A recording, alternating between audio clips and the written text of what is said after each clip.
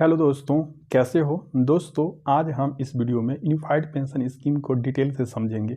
कल भी मैंने एक वीडियो बनाया था लेकिन उसमें पूरा डिटेल से नहीं बता पाया था क्योंकि अच्छे से स्टडी नहीं किया था। तो इस वीडियो में आपको पूरा डिटेल से जानने को मौका मिलेगा। इस वीडियो में आपको बताएंगे कि जो यूनिफाइड पेंशन स्कीम के लिए ऑप्शन फॉर्म है वह कब से भरा जाएगा, उसका लास्ट डेट कब तक है। अगर लास्ट डेट तक फॉर्म नहीं भर पाए तब क्या होगा और फॉर्म कहाँ से मिलेगा, फॉर्म ऑनलाइन भरना है या ऑफलाइन भरना है। इसमें जो फाइनल विथड्रॉल क्या है, इसमें आपके गजब नोटिफिकेशन में देखा होगा एक वर्ड है फाइनल विथड्रॉल। तो ये फाइनल विथड्रॉल क्या है एंड पार्शियल विथड्रॉल क्या है और पेंशन कैसे कैलकुलेट करना है। क्योंकि पिछली बार जो गजट नोटिफिकेशन था तो उसमें पेंशन कैलकुलेट करना बहुत इजी था, लेकिन इस बार पार्शियल विथड्रॉल का एक ऑप्शन दे दिया है और फाइनल विथड्रॉल का ऑप्शन दे दिया है। तो उसके कारण थोड़ा पेंशन कैलकुलेट करना कॉम्प्लिकेटेड हो गया है। तो फिर भी उसे समझने की कोशिश करेंगे कैसे करना है और जो रिटायर्ड गवर्नमेंट एम्प्लॉई है उसके लिए क्या नियम है, उसका पेंशन का कैलकुलेशन कैसे करना है और लमसम अमाउंट का कैलकुलेशन कैसे करना है ये भी आपको बताएंगे, ठीक है।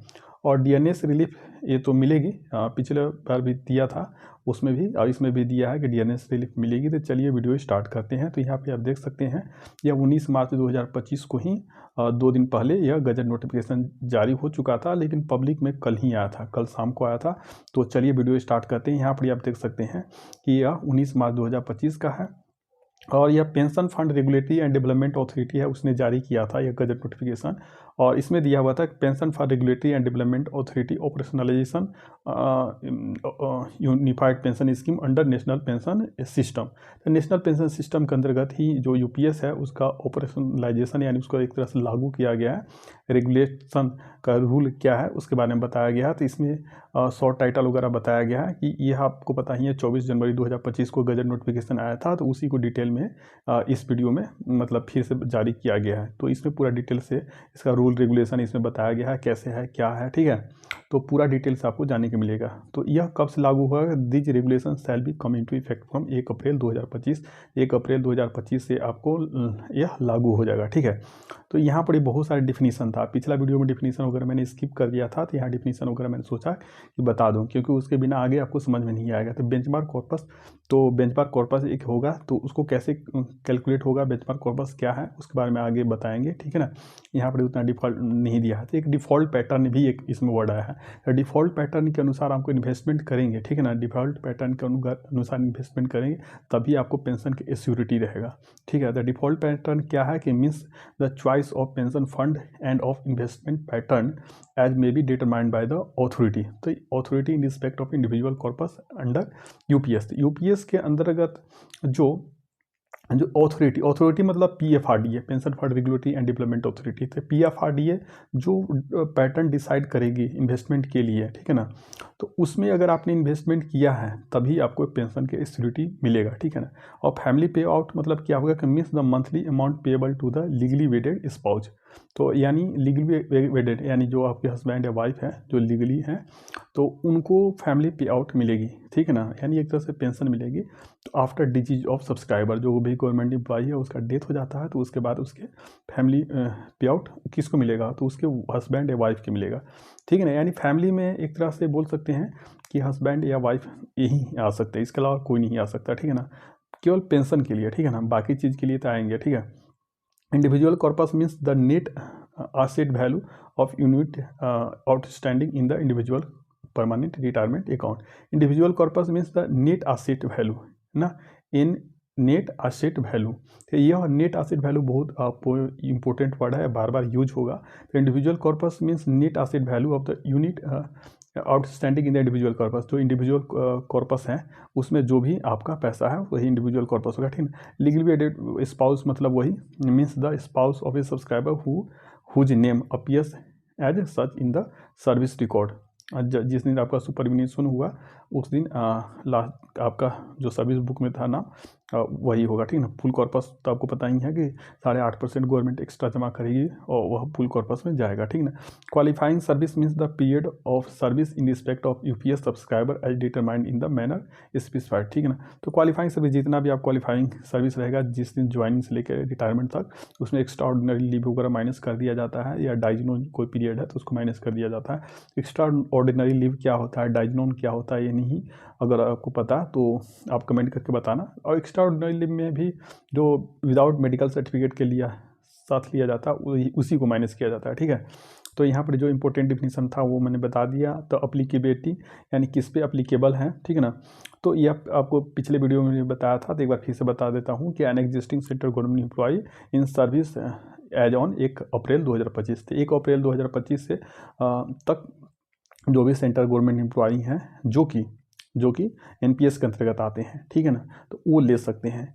और एक दोस्त ने कमेंट किया था क्या यूपीएस कंपलसरी है, क्या यह लेना ज़रूरी है, नहीं लेंगे तो क्या मतलब मैंडेटरी है? तो मैंडेटरी नहीं है, आपको यूपीएस ले सकते हैं और एनपीएस ले सकते हैं, ठीक है ना। तो 2 ऑप्शन है, तो दोनों में से जो मन है वो आप ले सकते हैं, ठीक है ना। ऐसा कंपलसरी नहीं है, मैंडेटरी नहीं है कि आपको यूपीएस ही लेना है, ठीक है ना। ठीक है, तो आपको जो पसंद हो वो ले लीजिएगा, ठीक है। ये न्यू रिक्रूटमेंट, जो भी न्यू रिक्रूटमेंट होगा, तो ये new recruitment in the central government service who joins service on और आफ्टर 1 डे ऑफ अप्रैल 2025, यानी 1 अप्रैल 2025 या उसके बाद जो ज्वाइन करेंगे उनको भी यूपीएस ले सकते हैं, कोई मैंडेटरी नहीं है। अगर यूपीएस लेना चाहते हैं तो यूपीएस ले लें, नहीं तो एनपीएस, ठीक है ना। तो ये central government employ who covered under NPS, जो एनपीएस के अंतर्गत कवर थे, and who has superannuated, यानी जिनका सुपर इन्वेशन हो गया, रिटायरमेंट हो गया, और वॉलंटरी रिटायर्ड, या तो रिटायरमेंट हो गया 60 ईयर्स एज पढ़ने के बाद, या वॉलंटरी रिटायरमेंट ले लिया था, या FR56J के अंतर्गत गवर्नमेंट रिटायरमेंट देती है, तो उसके अंतर्गत भी रिटायरमेंट हुआ है 31 मार्च 2025 से पहले, तब भी आप यूपीएस ले सकते हैं। लेकिन अगर किसी को रेजिग्नेशन दे दिया है, ठीक है, तो उस केस में आप नहीं जा सकते हैं, ठीक है ना, या आपको सर्विस से निकाल दिया गया, डिसमिस कर दिया गया, तब भी आप नहीं ले सकते हैं।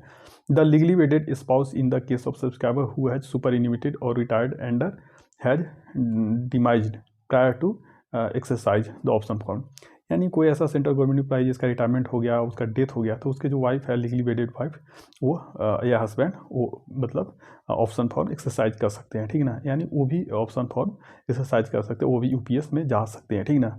The exercise option in respect of an eligible employ to be covered under UPS shall be undertaken, तो उसका अंडरटेकिंग भी लिया जाएगा within 3 month from 1 April 2025 और within such extended timeline, यानी जो गवर्नमेंट एम्प्लॉय पहले से ही काम कर रहे हैं ना, with in 3 month from 1 April 2025 और within such extended timeline if any allowed by the central government in respect of a person mentioned under clause 1 and 3।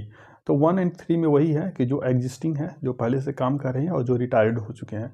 तो जो रिटायर्ड हो चुके हैं या जो अभी काम कर रहे हैं, एग्जिस्टिंग गवर्नमेंट एम्प्लॉई है, तो उनको 3 महीना के अंदर 1 अप्रैल 2025 से 3 महीना के अंदर उनको यूपीएस लेना है या एनपीएस। अगर यूपीएस नहीं लेंगे, चूज नहीं करते हैं, तो ऑटोमेटिक मान लिया जाएगा कि आपने एनपीएस ही रखा है, ठीक है ना, ऑटोमेटिक मान लिया जाएगा, ठीक है। और within 30 days from the date of joining of central government service or within such extended timeline if allowed by the central government in respect of person mentioned under sub clause 2, यानी जो central government employee नए join करेंगे, ठीक है ना, 1 April 2025 या उसके बाद, तो उनको 1 महीना के अंदर यूपीएस लेना है या एनपीएस, वो चूज कर लेना होगा, ठीक है ना। The option once exercise shall be final and irrevocable, तो एक बार जो आपने ऑप्शन भर दिया तो वो फाइनल हो जाएगा। यूपीएस लिए हैं तब भी फाइनल है, एनपीएस लिए हैं तब भी फाइनल है, वो बाद में चेंज नहीं होगा, ठीक है। अब देखते हैं कि इनरोलमेंट, इसमें इनरोलमेंट करने के कैसे प्रोसेस है, अगर यूपीएस लेना है या एनपीएस लेना है तो उसका क्या प्रोसेस है। तो exercise of option and enrolment under UPS, तो इस कैसे फॉर्म भरना है। तो a person falling under regulation 3 shall exercise option for being covered under NPS before the end of option exercise period in the following manner. ये central government employ in service, जो service में है as on 1 April 2025 who is subscribe to NPS shall submit an application to the central drawing and disbursing officer, यानी DDO के form देगा in form 2, यानी एक form 2 रहेगा, उसमें आपको भर के देना होगा। ये फॉर्म ऑनलाइन होगा, ऑनलाइन आपको फॉर्म भरने का लिए दिया जाएगा। और ऑनलाइन फॉर्म कहाँ से भरना है ये भी आपको बताएंगे, ठीक है।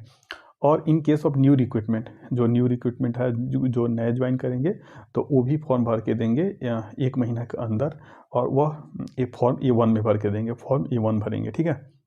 अब यहाँ पर देख सकते हैं आगे, an eligible central government employ who has superannuated, जिसका सुपर इन्वेशन हो गया है और रिटायर्ड अंडर फंडामेंटल रूल, इस सब के तहत, यानी जिनका रिटायरमेंट हो गया है, सुपर इन्वेशन हो चुका है, ठीक है ना, या वॉलंटरी रिटायरमेंट ले लिए हैं, तो वो फॉर्म B2 भरेंगे, फॉर्म B2 भर के डीडीओ को देंगे, ठीक है।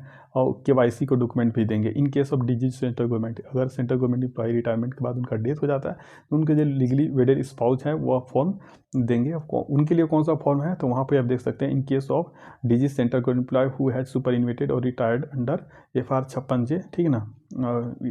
तो यहाँ पर देख सकते हैं as may be applicable on or before 31 March 2025। तो 31 मार्च 2025 से रिटायरमेंट हो चुका था, सुपर इन्वेशन हो चुका था, उसके बाद उनका डेथ हो गया तो एंड वाज कवर्ड NPS, तो NPS के अंतर्गत आते थे, and was eligible to avail benefits under UPS, ठीक है ना। The legally wedded spouse shall submit an application in the concern DDO in form B6। In form B6 भरेंगे। इनके लिए कौन सा फॉर्म है, B6 है, ठीक ना। और यहाँ पर आप देख सकते थे A1 A2 B1 किसको किसको भरना ये थे। अब यहाँ पर जो भी फॉर्म है, the form listed in as A1 B A2 B2 B6 in schedule 1 may be as may be applicable, जिसके लिए जो फॉर्म है वो भरेगा by submitted online, may be submitted online through the CRA का एक वेबसाइट है, central record keeping agency portal, or physically to the head of office. Online भी भर सकते हैं या ऑफलाइन भी भर सकते हैं, दोनों तरह से भर सकते हैं, ठीक ना। और ऑनलाइन भी भराएगा या ऑफलाइन भी भराएगा। In case of online submission of form through the CRA portal, the CRA shall submit an acknowledgement to such person and simultaneously forward the same to the DDO for verification. तो जब आप online form भरेंगे तो उसके को एक acknowledgement slip मिलेगी, और जो फॉर्म भरेंगे वो DDO पास ऑटोमेटिक चला जाएगा, आपके जो DDO हैं। DDO shall update the records in CRA system, जो CRA सिस्टम है उसमें रिकॉर्ड को अपडेट करेगा आफ्टर ऑब्टेनिंग नेसेसरी डिटेल्स, ठीक ना। In case of person mention is not able to exercise option form, अगर आपने किसी कारण से ऑप्शन फॉर्म ऑनलाइन नहीं भर पाया, ठीक ना, थ्रू पोर्टल, ठीक ना, ये आपको भरने नहीं आता, such person shall have the facility to submit form physically to the head of office और डायरेक्टली हेड ऑफ ऑफिस को आप डायरेक्टली ऑफलाइन फॉर्म दे देंगे भर के थ्रू DDO के द्वारा। तो ये जो कौन सा ऑफलाइन फॉर्म है वो भी आपको दिखाऊंगा, वो ऑनलाइन कहाँ से भरना है तो बता दिया कि CRA के पोर्टल से भरना होगा, ठीक है। तो अब यहाँ पर देख सकते हैं कि the CRA shall transfer the individual corpus. अगर आपने मान लेते हैं कि UPS चूज कर लिया तब क्या होगा, the CRA central record keeping agency है shall transfer the individual corpus of UPS subscriber, जो भी आपने UPS लिया तो NPS जो पैसा है उसको UPS में ट्रांसफ़र कर देगा, ठीक ना। UPS लिंक्ड जो पैन नंबर रहेगा उसमें ट्रांसफ़र कर देगा, ठीक है। तो अब यहाँ पर कंट्रीब्यूशन के बाद पिछले वीडियो में बताया था कि इसमें भी कंट्रीब्यूशन वही है जो पहले था, ऐसा कोई बदलाव नहीं है। इंडिविजुअल कॉर्पस में 10% आपका कंट्रीब्यूशन रहेगा और 10% गवर्नमेंट का, ठीक है। और जो पूल कॉर्पस रहेगा उसमें केवल गवर्नमेंट 8.5% कंट्रीब्यूशन करेगी। और जो UPS है फंड बेस्ड सिस्टम है, फंड बेस्ड, तो इसलिए the UPS being fund based system relies on the regular and timely accumulation and investment. तो इसलिए समय, हर महीने आपका समय पर पैसा जमा हो रहा है कि नहीं उस पर डिपेंड करता है। अगर हर महीना समय पर पैसा जमा हो रहा है, किसी महीना मिसिंग है तो आपको कोई मिसिंग नहीं है तो कोई डरने की बात नहीं है, आपका पूरा जो मैक्सिमम बेनिफिट है वो मिलेगा, ठीक ना। इन्वेस्टमेंट ऑफ पूल कॉर्पस वगैरह किया बताया, इन्वेस्टमेंट ऑफ इंडिविजुअल कॉर्पस, ठीक है ना, ये सारी चीज़ें दिया हुआ है। तो इन्वेस्टमेंट ऑफ पूल कॉर्पस के बारे में है कि the pool corpus shall be allocated to such pension fund as determined by the central government who will invest. तो जो पूल कॉर्पस में जो पैसा है उसको इन्वेस्टमेंट कैसे करना है, यह सेंट्रल गवर्नमेंट खुद डिसाइड करेगी, ठीक ना। और जो इंडिविजुअल कॉर्पस है तो उसमें आपको ऑप्शन भी मिलेगा, आप अपने हिसाब से भर सकते हैं, या जो बाय डिफ़ॉल्ट पैटर्न रहेगा उसमें, लेकिन मैक्सिमम लोग बाय डिफ़ॉल्ट पैटर्न में रखेंगे तभी उनको पेंशन का एस्योरिटी रहेगा, नहीं तो बाय डिफ़ॉल्ट में नहीं रखेंगे तो पेंशन का एस्योरिटी नहीं मिलेगा। UPS subscribers shall have an option to choose the pension fund and the investment pattern including default pattern में रख सकते हैं या जो ऑप्शन मिलेगा उसमें भर सकते हैं, ठीक ना। तो यहाँ पर आप देख सकते हैं ये UPS सब्सक्राइबर, ठीक है, ये सारी चीज़ें हैं कि ठीक है। UPS subscriber shall have an option to change the choice of pension fund once in a financial year. अगर मान लेते हैं कि आपने कोई ऑप्शन फंड चूज कर लिया और अगर जिसमें आपने इन्वेस्टमेंट किया वो पसंद नहीं है, अगर आपको लगता है कि उसमें पैसे आपको ज़्यादा फायदा नहीं हो रहा है तो हर साल एक बार आप चेंज कर सकते हैं, मतलब प्रत्येक साल में आपको एक बार ऑप्शन मिलेगा, ठीक है ना। और अगर आपने बाय डिफ़ॉल्ट पैटर्न में चूज नहीं किया है, अपने खुद के हिसाब से चूज किया है, तो उसमें हो सकता है कि आपका पैसा बढ़ जाए या हो सकता है घट जाए। अगर पैसा बढ़ गया है, जो बेंचमार्क कॉर्पस है उससे ज़्यादा हो गया, तो जो एक्स्ट्रा अमाउंट है रिटायरमेंट के समय आपको दे दिया जाएगा, ठीक है। अगर कम हो गया, शॉर्टफॉल हो गया, तो उस केस में क्या होगा कि जो भी पैसा कम हो रहा है, अगर आपको ऑप्शन दिया जाएगा कि आप उतना पैसा जमा कर दें, ठीक है, ताकि आपको फुल मिलेगा। नहीं कर पाएंगे तो फिर उसका कैलकुलेशन कैसे करना वो आपको बताऊंगा, ठीक है ना। तो यहाँ पर देख सकते हैं बेंचमार्क कॉर्पस क्या है। तो बेंचमार्क कॉर्पस और इंडिविजुअल कॉर्पस दो इंपॉर्टेंट चीज़ है। तो बेंचमार्क कॉर्पस आपको समझना बहुत जरूरी है। तो बेंचमार्क कॉर्पस क्या होता है? For each employ covered under NPS, NPS के अंतर्गत जो भी एम्प्लॉय है who has exercise the UPS option, तो जो यूपीएस चूज कर लिया है, तो ये benchmark corpus value shall be computed by CRA for computation within individual corpus based on the following assumption. तो उनका एक बेंचमार्क कॉर्पस तैयार किया जाएगा। तो वो किस आधार पर होगा कि regular and timely receipt of applicable contribution of both employee and employer, यानी आपका कंट्रीब्यूशन और गवर्नमेंट का कंट्रीब्यूशन हर महीना टाइम पर जमा हो रहा है कि नहीं, for each month qualifying service, जितना भी आपका क्वालिफाइंग सर्विस है जब से ज्वाइनिंग हुआ है और रिटायरमेंट तक, तो हर महीना जमा हुआ है कि नहीं, एक ये दिखाया जाएगा। Contribution having invested as per default pattern determined by the authority, या जो गवर्नमेंट ने जो मतलब पीएफआरडीए ने जो बाय डिफॉल्ट पैटर्न रखा है उसमें आपने इन्वेस्टमेंट किया है कि नहीं। No partial withdrawal made during accumulation phase, जो भी पैसा जमा हो रहा है उस पीरियड में, मतलब कि सर्विस के दौरान आपने कोई पार्शियल विथड्रॉल नहीं किया है। Any volunteer contribution made shall not be consider, अगर आपने कोई पैसा एक्स्ट्रा जमा जो हर महीना आपका जो सैलरी से कट के जमा होता है, अगर उसके अलावा अपना मन से कोई एक्स्ट्रा पैसा जमा कर दिया है तो उसे कंसीडर नहीं किया जाएगा। Any contribution for the period before the commencement of the qualifying service and the central government shall not consider, अगर आपने जॉब लगने से पहले अगर कोई पैसा आपने जैसे कि जमा किया है, जैसे कि आपको पता है कि एनपीएस जो अकाउंट है कोई भी खुलवा सकता है, तो उस तरह से आपने कोई पैसा अकाउंट खुलवा के एनपीएस का उसमें कोई पैसा जमा किया है तो उसे कंसीडर नहीं किया जाएगा, ठीक ना। The benchmark corpus value shall be based on the net asset value, net asset value पर बेंचमार्क कॉर्पस डिपेंड कर देगा of the default pattern and corresponding units in benchmark corpus in respect of missing contribution for any period the net asset value shall be based on the last working day. तो ये तो इतना important नहीं है। और जो कुछ calculation का ये फार्मूला दिया है नेट एसेट वैल्यू, तो इसके बारे में ज़्यादा जानने की जरूरत नहीं है। और जो आगे की वीडियो है उसके उस वीडियो में आपको डिटेल से बताएंगे, क्योंकि ये कॉम्प्लिकेटेड चीज़ है, अभी बताएंगे तो आपको समझ में नहीं आएगी, ठीक है। तो benchmark corpus shall be computed in the following manner, ठीक है ना। बेंचमार्क कॉर्पस कैसे कंप्यूट किया जाएगा? तो partial withdrawal made out of the individual corpus and voluntary contribution made into the individual corpus shall not be considered, यानी कोई partial withdrawal made out of individual corpus and voluntary contribution made into individual corpus shall not be considered in the computation. For contribution received prior to 1 April 2025 monthly contribution shall be considered as when they have been received and the value on default pattern. एक चीज़ मैं बताता हूँ कि यहाँ पर जो eligibility है, एलिजिबिलिटी तो मैंने पहले भी बता दिया था। तो बेनिफिट क्या है? Eligibility to receive benefit subject to the following UPS shall be available only in the following case, in case of employee superannuating after qualifying service of 10 year. अगर 10 ईयर क्वालिफाइंग सर्विस हो गया उसके बाद अगर आप super इन्वेशन होता है तभी आपको जो यूपीएस का बेनिफिट मिल पाएगा। In case of central government employee and employee under the FR 56 retirement अगर होता है आपको in case of government employee FR 56 का अगर रिटायरमेंट होता है तब भी मिल जाएगा। इन केस ऑफ वॉलंटरी रिटायरमेंट तब भी मिल जाएगा। लेकिन वॉलंटरी रिटायरमेंट के लिए इसमें एज 25 ईयर रखा गया। वॉलंटरी रिटायरमेंट की एज कितना रखा है? 25 ईयर रखा गया। 25 ईयर सर्विस करने के बाद अगर आप वॉलंटरी रिटायरमेंट लेते हैं तब भी फायदा मिल पाएगा, ठीक है। Note with enrolment of an employee in the UPS under NPS such option shall seek to apply. अच्छा ये चीज़ें ठीक है। चलिए कुछ आगे चीज़ बताते हैं इंपॉर्टेंट। जैसे लमसम अमाउंट कैलकुलेट करने का जो पहले फॉर्मूला था कि lump sum amount E/10 into L, तो ई क्या है? बेसिक एंड डी है। लास्ट 12 मंथ का एवरेज बेसिक पे डी है, ठीक ना। इनमें बेसिक प्लस डी है, ठीक है ना, यही है। On the date of superannuation और वॉलंटरी रिटायरमेंट और retirement under which is not treated as penalty.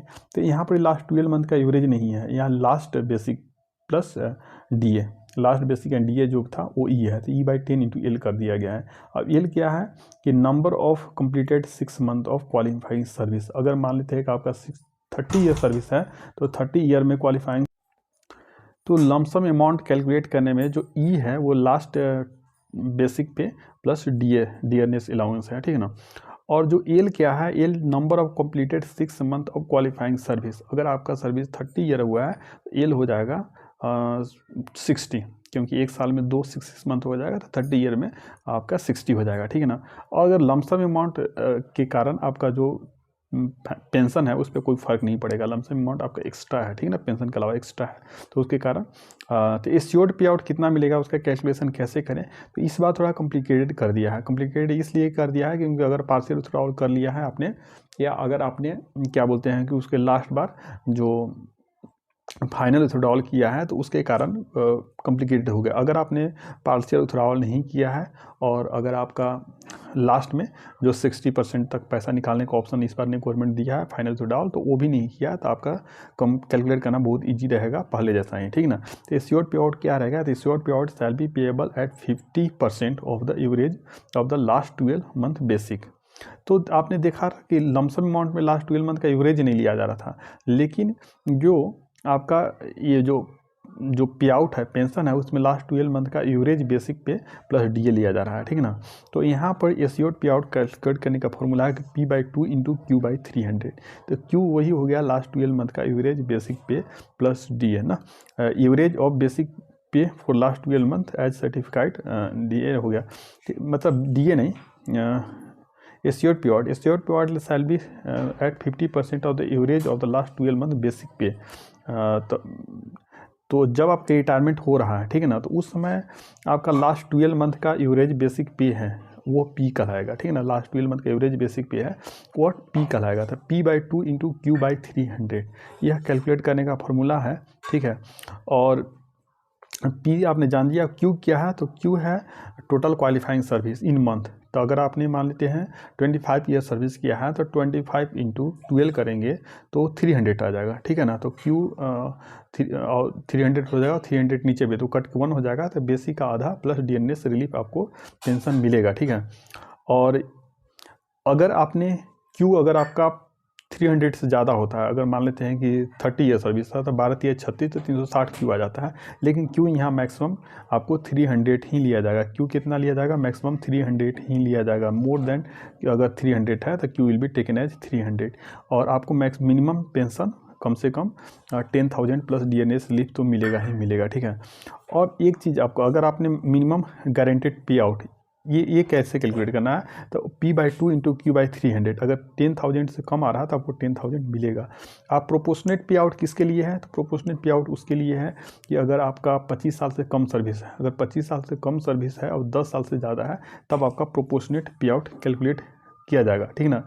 और एडमिसिबल पे आउट ये कैसे कैलकुलेट करना है, तो individual corpus is less than the benchmark corpus on the date of superannuation और वॉलेंटरी रिटायरमेंट, और फंडामेंटल FR 56J के अंतर्गत रिटायरमेंट होता है। और final withdrawal note exceeding 60%, final withdrawal भी आप कर सकते हैं 60% तक, ठीक ना। जब आपका रिटायरमेंट हो रहा है तो उसमें मान लेते हैं कि अगर 1 करोड़ पैसा जमा हुआ है तो 60 लाख तक का पैसा निकाल सकते हैं, ठीक है। लेकिन अगर निकाल लेंगे तो फिर कैलकुलेट करने का फॉर्मूला आपका अलग होगा। तो एडमिसिबल पे आउट क्या हो जाएगा, एश्योर्ड पे out into IC/BC into 1 minus FW। तो FW फाइनल विथड्रॉल का परसेंटेज है, 40% निकाला है तो ये 40% लिख देंगे, ठीक है। अब IC और BC तो आपको पता ही है, जितना भी इंडिविजुअल का पैसा जमा होगा वो IC कहलाएगा, और BC जो मैक्सिमम अमाउंट है। अगर आपने पार्शियल विथड्रॉल कर लिया है तो IC तो ऑटोमेटिक कम ही हो जाएगा, ठीक है ना। तो जो इस वीडियो में मैंने आपको यही बताया कि अगर पार्शियल विथड्रॉल नहीं किया, अगर पार्शियल विथड्रॉल कर लिया है, ठीक है, पार्शियल विथड्रॉल कर लिया है और फाइनल विथड्रॉल भी आप करते हैं तो उस केस में कैसे कैलकुलेट करना है उसको अगले वीडियो में बताएंगे, क्योंकि ये वीडियो बहुत लंबा हो जाएगा और आप समझ भी नहीं पाएंगे। ज़्यादा वीडियो लंबा हो जाएगा, आपको समझने में दिक्कत होगा। तो अगला वीडियो में बस ये टॉपिक बताऊँगा कैलकुलेशन कैसे करना है, ठीक ना। पार्शियल विथड्रॉल किया है अगर आपने, और जो क्या बोलते हैं फाइनल विथड्रॉल किया है, ठीक है, तब। और एश्योर्ड पे आउट कैसे कैलकुलेट करना है, तो P/2 इंटू Q/300, ये जो ऊपर बताया था, ठीक है। तो ठीक है दोस्तों, और जो रिटायर्ड गवर्नमेंट एम्प्लॉई हैं उनके लिए पेंशन का कैलकुलेशन कैसे करना वो भी अगले वीडियो में ही बताएंगे, क्योंकि आप देख सकते हैं 77 पेज का है, तो 77 पेज का एक वीडियो में अगर बताने लगेंगे तो आपको 4-5 घंटा में भी कंप्लीट नहीं हो पाएगा। ठीक है, तो अगर वीडियो पसंद आया तो इसे लाइक करें, चैनल को सब्सक्राइब करें and share this video to your friends and relatives. And इसी तरह के यूपीएस, एनपीएस, ओपीएस एंड 8 पे कमीशन और जितने भी सेंट्रल गवर्नमेंट से संबंधित रूल्स होते हैं, LTC rules, leave rules, children education allowance rules, medical bill का रिइंबर्समेंट कैसे कराते हैं, इस तरह से संबंधित वीडियो देखने के लिए हमारे चैनल को सब्सक्राइब कर लें। Thank you friends.